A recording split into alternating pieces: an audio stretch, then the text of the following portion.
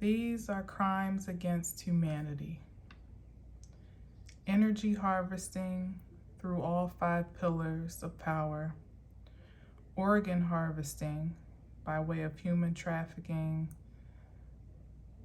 infant mortality, plus. Source separation through false indoctrination. Formidable force through fear.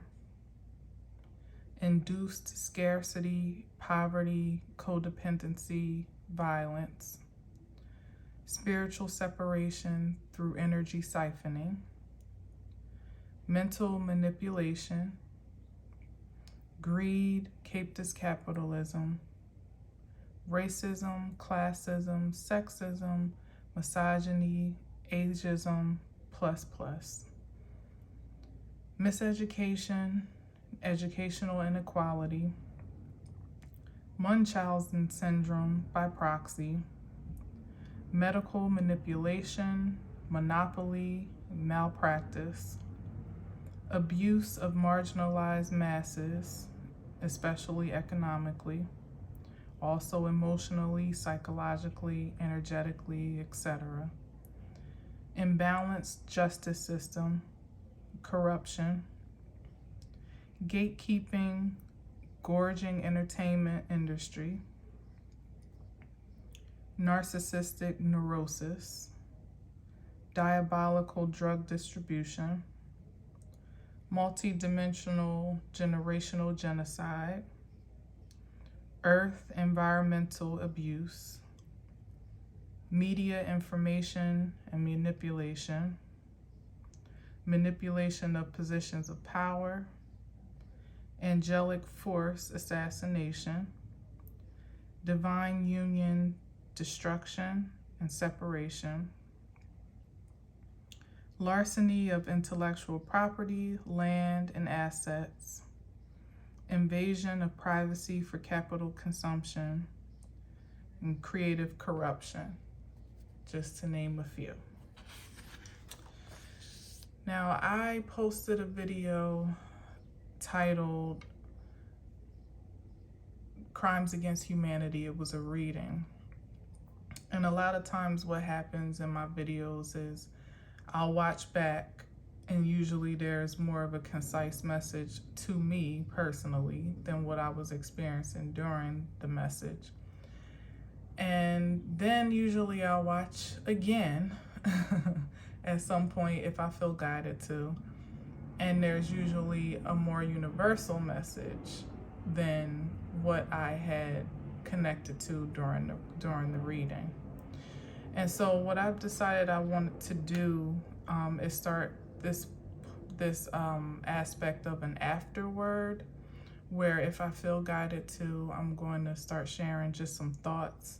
And it may not always be from my notes or written out, but when I sat down after watching the Crimes Against Humanity Exposed video, some really vivid things started to come to life about where we are in humanity right now and what's gotten us here, and perhaps even where we're headed if we're not careful in some regard.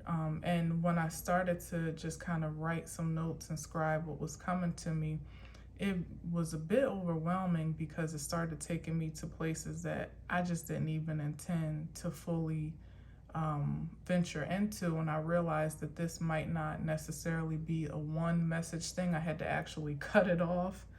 It was going to different places, and I'm like, okay, I can't do all this in one video. So I'm going to share where I began and ended this time around.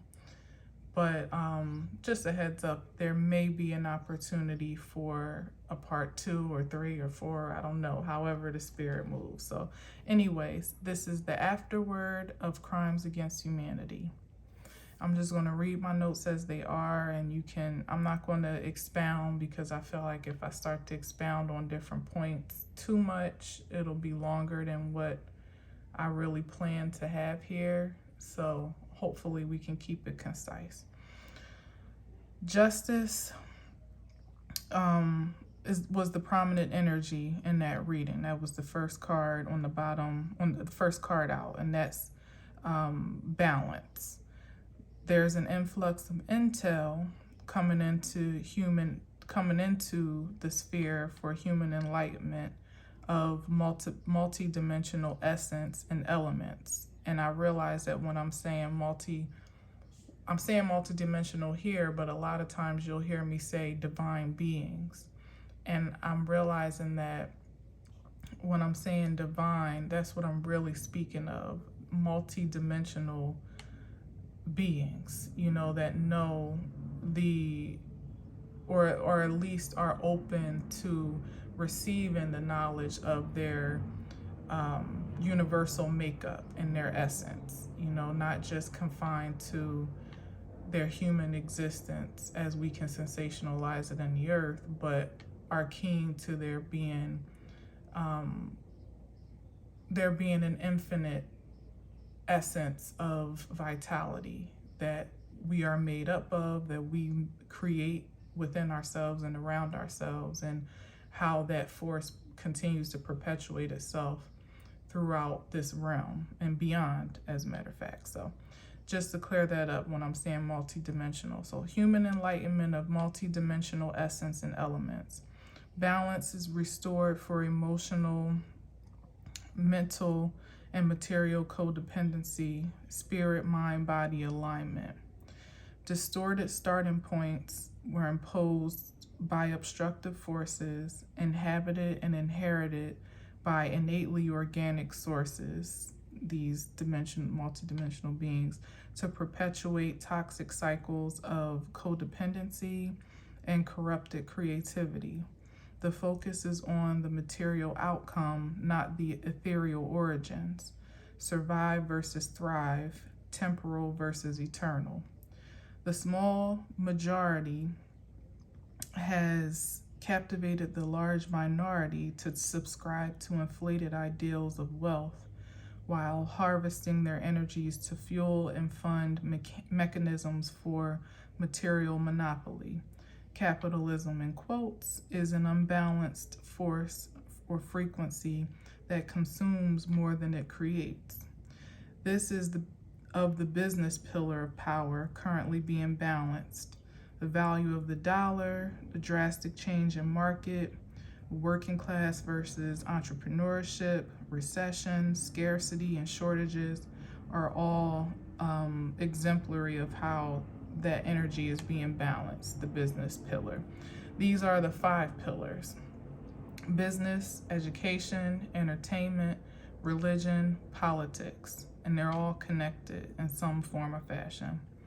Every sector has undergone a major transformation in the past 10 to 12 years, obviously much more than that, but in a way that we can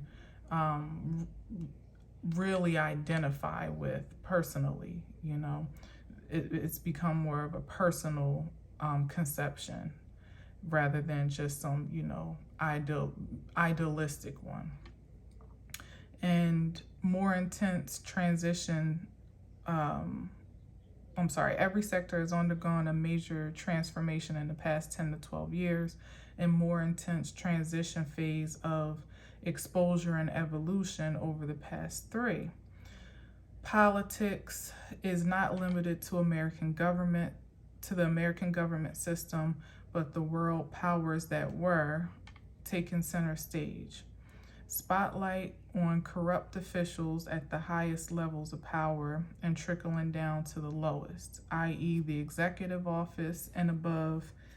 And really what I didn't add in there is, ethereal frequencies beyond the powers that be that we can see. There's an energy beyond that is imposed in the realm, and the executive powers that be are just carrying out that energetic force. Some are, not everybody, of course. The executive office and above, state and local officials, law enforcement, community, and even family/legacy leaders, for example, your mother, your father. An example of this level of exposure in politics is Trump's term, where there was a lot of corruption in the system that was exposed, love it or hate it, you know, and the process of power as it is in our country, how it truly exists. That time kind of pulled down a lot of the illusions that the masses were still veiled by. And people that are so-called conspiracy theorists, you know, have always had their questions about the powers that be, but I feel like during that time is when it became a much more prominent perspective for all to see that there were obviously some imbalances in the system and some corruptions on some level. And I'm not calling Trump corrupt, I'm not calling Biden corrupt, I'm not calling anybody corrupt. I'm talking about the system. But some of those ideals were still in the election, the fake news. There was a episode of Succession that I found interesting, you know, and they say art imitates life or whatever.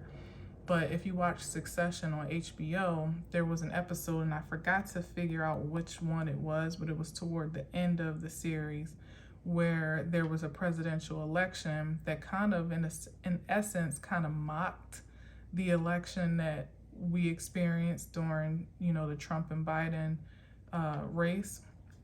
And it was a very interesting episode. I mean, that whole series is dynamic, but what really was awakening to me is how the news outlets were ultimately the ones that were calling the race for the candidates for each state. So this one particular ATN, which is like the conglomerate that Succession is centered around as a news agency, they were in bed with the potential president that wasn't the most favorable candidate amongst, you know, the popular majority of the people, you know, and they had an invested interest in him taking that position, you know, taking that seat because of their business interest, and they knew that he would really just, you know, work with what their needs were on a corporate level. But what was interesting to me, you know, not so much being as much of a conspiracy theorist, just being a spiritual theorist, was that they called the election, and that's what it was. You know, because they had pretty much called certain states in favor of the candidate, Mencken was his name, that pretty much slated him to be announced as the winner, and the other outlets more or less kind of had to fall in line. And there was contention in the end, just as there was, you know, during that real life election. But it just spoke to me about how the system really is illusionary in a big way. And I don't know how much of that is really true. And they had experts, you know, doing the calculations behind the scenes, and they, you know, had every intention on the back end, you know, of justice being served and the process being honored. But in the end, it was the executives with their political and business interests that pulled the strings. I don't know how true that is in real life, but it was such an interesting concept that I watched it twice. You know, I watched that episode twice because I just thought it was like, wow, like what if that really has been how it's been for all this time, where we're thinking somebody's sitting around really and actually counting every single vote, when in actuality they might be running a couple numbers, but ultimately kind of guesstimating, well, if because they were like guessing, like he's been slated to win this place before, so this is about, you know, this is a proper estimate. You know, not everybody on the higher ups was down with it, but I just thought it was interesting. And to me, it solidified my suspicions of investing my energy into the political system, at least in this country, in the way that it's designed. I am a firm believer in really, conserving your energy and investing it as high vibrationally as you can. Whereas others believe, if you don't vote, you're not counted and you don't have a voice and this and that. It's ideals like that, a depiction like that makes me feel like, my energy is better invested actually doing something and creating something outside of that system that's more lasting and eternal and impactful than contributing to what's obviously broken in some way, shape, or form. So again, like I said, I don't know if that's how things actually are. And I'm not saying I've never voted. I am proud to say that I did not vote in this past Biden and Trump debacle, because I didn't feel like I really had a dog in the fight, honestly, and I knew ahead of time it was going to be a shit show, and it was.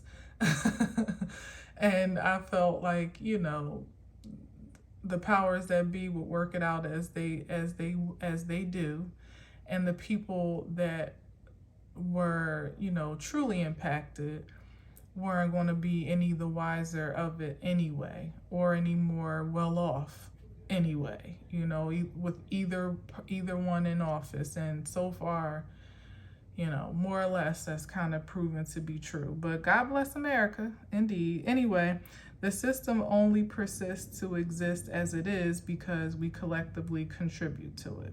It's time to share the wealth, not necessarily in a communistic way, but from a starting point of clear creative consciousness to produce and prosper.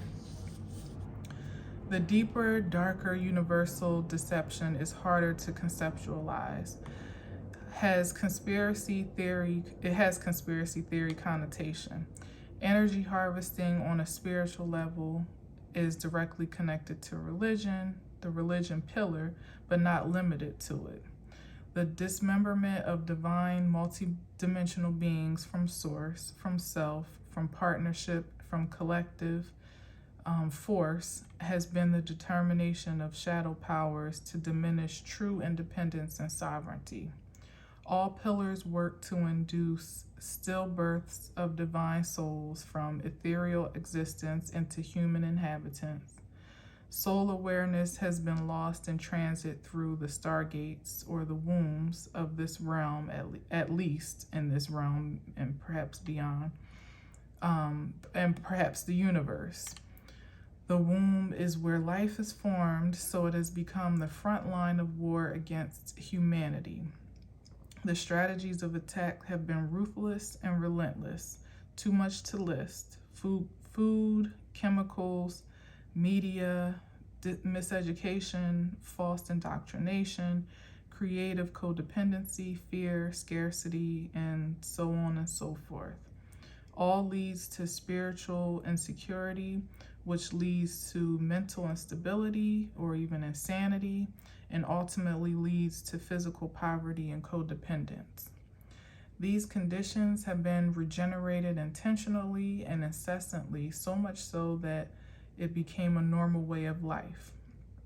Until now, divine beings have been awakening slowly but surely, and now more acceleratedly, to their potential power to create beyond and without limitations. Forces from frequencies beyond conscious conception to those that fortify sensational existence have been formidably, I always have a hard time with that word, weaponized to oppose the awakening. The womb and the woman is still the primary point of attack because as humanity evolves in the present, there is a greater potential to produce advanced offspring, which will change and is changing the structure and function of society on a massive and minor scale. It's changing the DNA of life molecularly and materially. The crimes against humanity are the intensified measures imposed as demonic interference in what is supposed to be a natural state of evolution for all. It's been a low vibrational possession of powers at the highest and lowest points of power and influence. Spiritual court has adjourned, judgment has been ruled, and justice is being served. And that's where I had to close it out. So I encourage you to check back into that reading, Crimes Against Humanity Exposed. I'll probably post this before I do anything else so that there's not too much space in between. There's another read in between those, I believe, that's also pretty much connected and interesting to get into too. But I encourage you, as you listen to my messages, that you consider the practical and the universal aspects of them all, because sometimes, on the surface, you may hear one thing and it may even almost seem like it's just very personal, even to your circumstance or situation. But what I'm understanding now is that it's just so much bigger than that, and it always has been. When I even look back at some of my old messages, I'm like, wow. And I think about the time of when I was sharing what I was sharing, and it has such a bigger meaning and message to me now than just like a personal situation that anyone could be going through. Like, we have to start to really understand how the pieces of the puzzle have been separated, and how they come back together to form that big picture, so that we can really start to change our focus, and optimize our perspective, so that we can start to really create something that is lasting, and that is, built strong. What this sinking sand, these sinking sand ideals and mentalities that society has been built upon was good while it lasted. It's even been fun while it lasted in some instances, but now it's time for us to really fortify our existence for the future, and the future being as far ahead as tomorrow as it is eternally, for the next lifetime, perhaps, at least for the legacies that shall follow you. It's time for us to build and not destroy now. So there you have it. Take from it what you will, and I'll see you on the next one. I'll never know where my fingers are. Peace.